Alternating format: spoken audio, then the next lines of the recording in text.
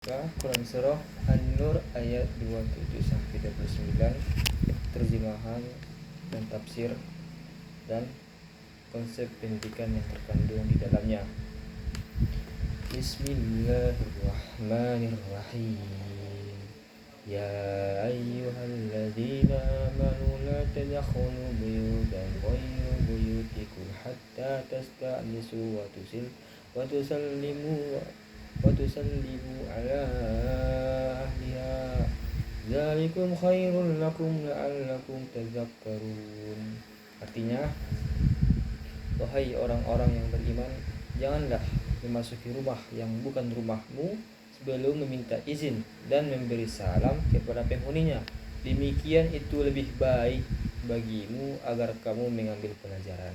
Adapun tafsir Wajiz, yaitu ayat berikut ini berbicara tentang etika berkunjung. Wahai orang-orang yang beriman, janganlah kamu memasuki rumah tinggal yang bukan rumah tinggalmu sebelum meminta izin kepada orang yang ada di dalamnya dan memberi salam kepada penghuninya. Yang demikian itu lebih baik bagimu daripada masuk tanpa izin, agar kamu selalu ingat bahwa cara itulah yang terbaik bagi kamu. Ayat 28, Bismillahirrahmanirrahim. فَإِنْ لَمْ تَجِدُوا فِيهَا أَحَدًا فَلَا تَدْخُلُوهَا حَتَّى يُؤْذَنَ لَكُمْ وَإِنْ قِيلَ لَكُمُ ارْجِعُوا فَارْجِعُوا وَإِنْ قِيلَ لَكُمُ ارْجِعُوا فَارْجِعُوا هُوَ أَزْكَى لَكُمْ وَاللَّهُ بِمَا تَعْمَلُونَ عَلِيمٌ. Artinya, jika kamu tidak menemui seorang pun di dalamnya, janganlah masuk sebelum mendapat izin. Jika dikatakan kepadamu, kembalilah, hendaklah kamu kembali. Itu lebih suci bagimu. Allah Maha mengetahui apa yang kamu kerjakan.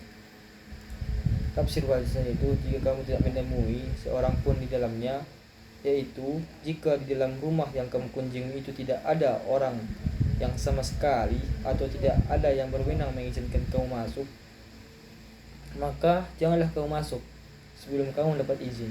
Dan jika dikatakan oleh penghuni rumah tersebut kepadamu, kembalilah, maka hendaklah kamu kembali dan tidak bersikeras meminta izin.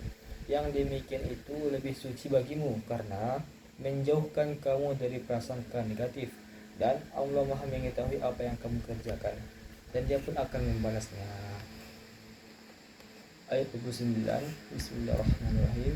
Laisa 'alaikum junahun an tadkhulu buyutan ghayra maskunatin fiha mata'un lakum wallahu ya'lamu ma tubduna wa ma taktumun. Artinya, tidak ada dosa atasmu memasuki rumah yang tidak dihuni sebagai tempat umum yang di dalamnya ada kepentingan kamu. Allah mengetahui apa yang kamu nyatakan dan apa yang kamu sembunyikan. Tafsir wajibnya itu, usai menjelaskan etika memasuki rumah yang berpenghuni pada ayat-ayat sebelumnya yang tadi, Allah lalu menguraikan etika memasuki rumah yang tak berpenghuni atau bangunan yang disediakan untuk umum. Tidak ada dosa atasmu memasuki rumah yang tidak ada huni ataupun tidak dihuni, yang tidak dibuat untuk tempat tinggal pribadi secara tetap, seperti masjid, kedai, dan pasar yang di dalamnya ada kepentingan kamu, misalnya untuk beristirahat atau keperluan lain. Allah mengetahui apa yang kamu nyatakan, dan Allah pun mengetahui apa yang kamu sembunyikan, termasuk niat baik dan buruk kamu. Baiklah, selanjutnya yaitu konsep pendidikan yang terkandung dalam surat ini, yaitu An-Nur ayat 27-29.